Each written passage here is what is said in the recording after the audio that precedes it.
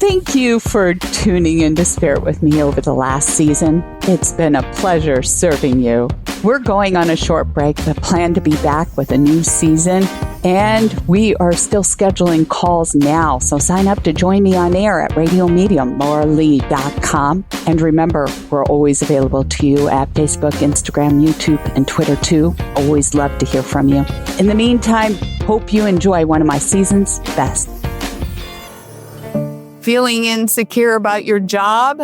Let's talk about ways that you can prepare yourself for whatever life throws at you by future-proofing your career. And you're going to want to stay tuned for this episode of Resilience at Work series with our featured life and career coach expert, Simon T. Bailey, who's also the best-selling author of Resilience at Work, How to Coach Yourself into a Thriving Future. Welcome, Mr. Simon T. Bailey. Thank you so much. Good to be with you. It's my pleasure always. Hey, Simon, what's your take of this unpredictable nature of life in the 21st century?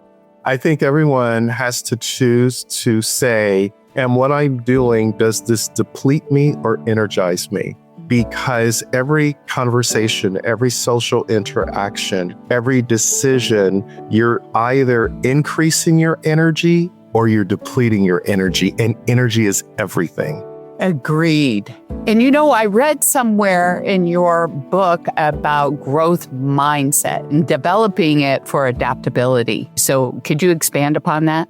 Yeah, the growth mindset, especially now, is saying, how do I be a plus in a minus world? How do I begin to plus up every interaction, every engagement, whatever I am called to do professionally and certainly personally? Am I adding value or am I subtracting? I think the other thing that is important is whatever you're doing, do you have to do it or do you want to do it? And that shift in energy is really important, because if you're doing something because you have to do it, there's no energy, there's no love, there's no passion. You're going through the motions, you're checking the box. But when you're truly energized and you are future-proofing your career, you say to yourself, I'm doing this because I want to do it. And that allows you to draw on the ability to discover how to do it effectively. I like that. There's so many people out there who are running to do things because they believe they have to. It's always about the love, following the heart. Absolutely. And what happens sometimes when you don't follow your heart and you're doing something because you have to do it, you create performance-driven behaviors. So you're performing for others instead of showing up to be present to the moment and being okay saying no. What kind of skills does one need to develop in order to future-proof their career? I think one of the important skills is assertive communication.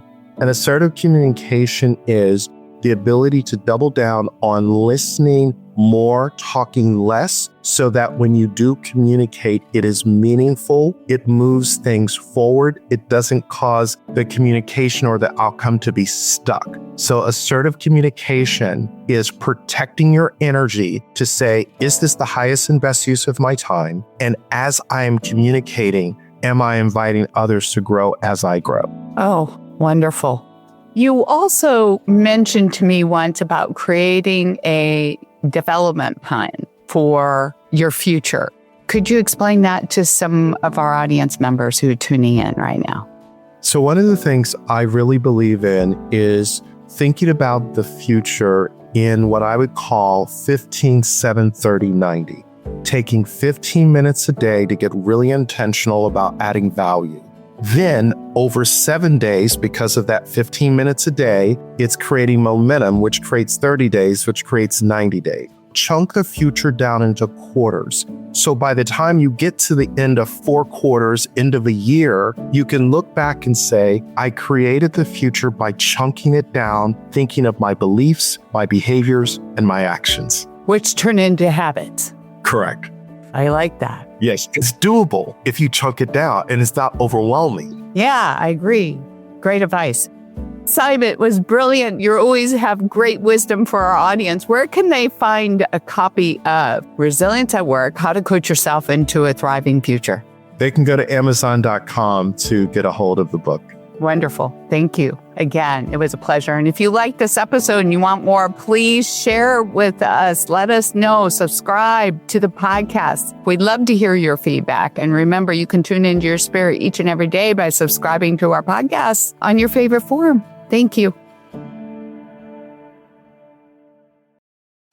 I earned my degree online at Arizona State University.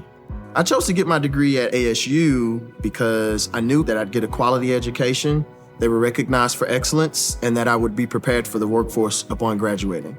To be associated with ASU, both as a student and alum, it makes me extremely proud, and having experienced the program, I know now that I'm set up for success.